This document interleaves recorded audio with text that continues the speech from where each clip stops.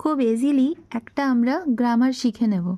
ফার্স্টে দেখো, ভয়েস চেঞ্জের যদি হয় সামনে ক্লার্কশিপ এক্সাম, তো ভয়েস চেঞ্জে আমরা একটা বিষয় বুঝে নেব যেটা কিন্তু রিলেটেড প্রেজেন্ট কন্টিনিউয়াস টেন্সের সঙ্গে। প্রেজেন্ট কন্টিনিউয়াস টেন্সের সঙ্গে খুব আস্তে আস্তে করে ভিডিওটা দেখো, যাতে তোমার কাছে পুরো কনসেপ্ট ক্লিয়ার হয়ে যায়।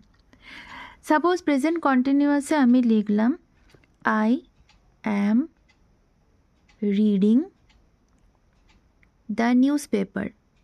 I am reading the news paper.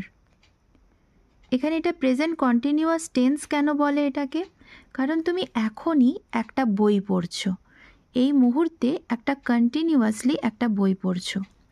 এটাকে যদি আমাদেরকে ভয়েস চেঞ্জ করতে হয় তাহলে কিভাবে করব?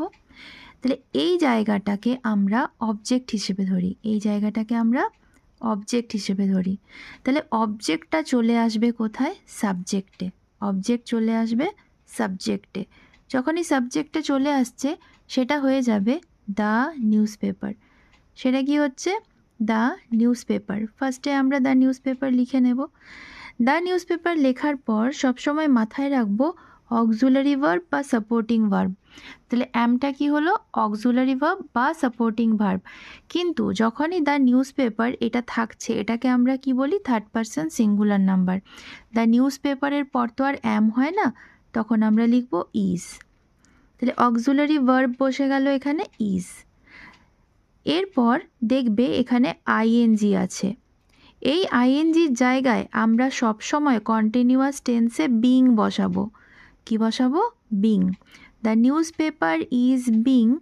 এবারে এই মেন ভার্বটা পড়ে থাকছে, এই মেন ভার্বের থার্ড ফর্ম আমরা বসাবো। তাহলে মেন ভার্বের থার্ড ফর্ম কি কি? Read, read, read. Read, read, read. তাহলে the newspaper is being read. আমরা রেড বললেও স্পেলিংটা কিন্তু READ থাকছে।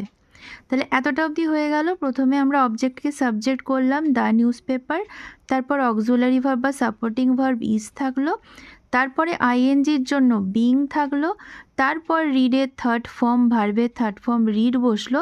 এবারে পালা হচ্ছে আই।